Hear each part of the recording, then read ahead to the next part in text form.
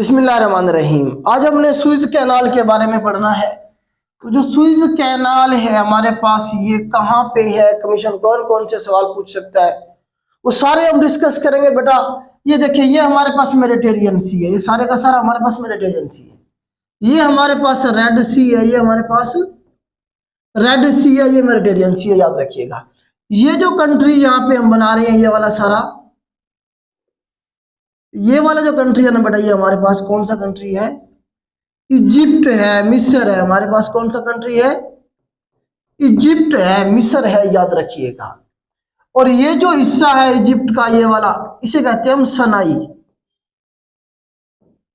सनाई तूरे सीना, जहां पे मूसा अलैहिस्सलाम अल्लाह पाक से हम कलाम हुआ करते थे। सनाई माउंटेन्स, तूरे सीना इसे हम कहेंगे, कोहतूर के पहाड़। अब ये देखें, यहां से ये वाली जो जगह यहां पे हमारे पास बनाई गई सुइज कैनाल। जो सुइज कैनाल बनाई गई वो कहां पे बनाई गई? यहां पे बनाई गई। मैप में आपको नजर आ रही होगी, ये नजर लिखा हुआ भी है सुइज कैनाल। तो यहां पे क्या किया गया? सनाई पेनिनसुला को काट दिया गया इजिप्ट के बाकी हिस्से से। तो आप कह सकते हैं कि ये जो बाउंड्री लाइन है, ये इससे इधर जो है, ये सारे का सारा एशिया है, ये सऊदी अरेबिया है, सऊदी अरब है, ये सारे का सारा हमारे पास एशिया है। एशिया ये लिखा हुआ भी है। तो इस लाइन से, सुइज कैनाल से इस तरफ सारा एशिया है। इधर क्या है? अफ्रीका है। इजिप्ट जो है अफ्रीका का कंट्री है। लेकिन ये जो सनाई का पोर्शन है, ये है तो अफ्रीका, इसमें इजिप्ट का हिस्सा है, तो इजिप्ट का हिस्सा मिस्र का हिस्सा है। लेकिन कॉन्टिनेंट वाइज देखेंगे तो हम एशिया में काउंट करते हैं। पिछले दिनों सवाल भी पूछा गया था कि कौन सा कंट्री है जो एशिया और अफ्रीका में ही है। तो इजिप्ट का कुछ थोड़ा सा हिस्सा सनाई वाला एशिया कॉन्टिनेंट में है, बाकी सारा पोर्शन अफ्रीका कॉन्टिनेंट में है।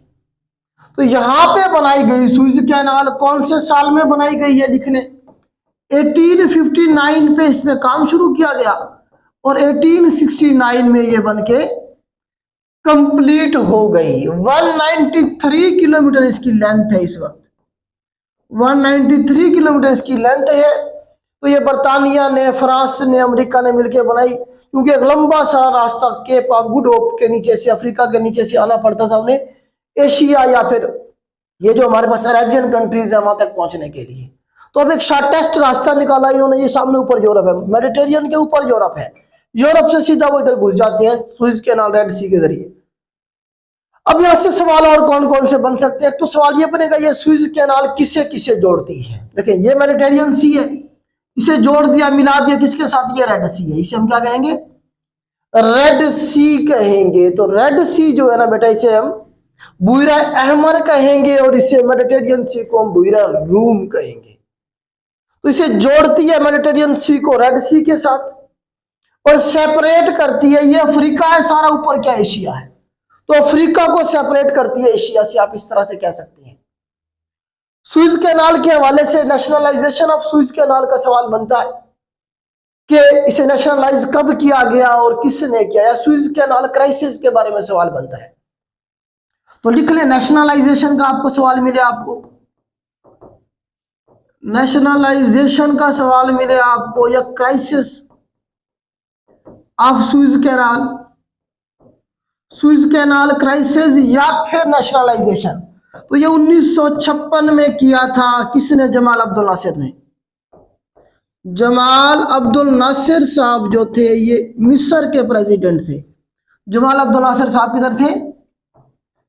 मिस्र के, ये जो थे ना प्रेसिडेंट थे। जमाल अब्दुल नासिर साहब जो थे, ये मिस्र के प्रेसिडेंट थे।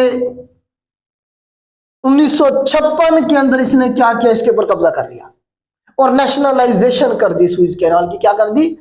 उसे कंट्रोल कर लिया और कहा कि यहां से जो भी जहाज गुजरेगा वो टैक्स दे के जाएगा।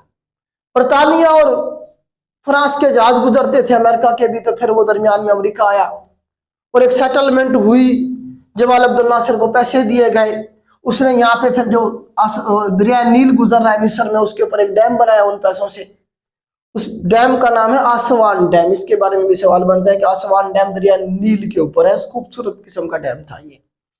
तो ये बेटा आपके सवाल बन सकते थे यहाँ से सुइज कैनाल के हवाले से। सुएज कैनाल क्राइसिस के हवाले से कब बनी, किसे किसे जोड़ती है, मैप से आपको याद रह जाता है किसे किसे जोड़ रही है। आज के लिए इतना ही, अल्लाह हाफिज।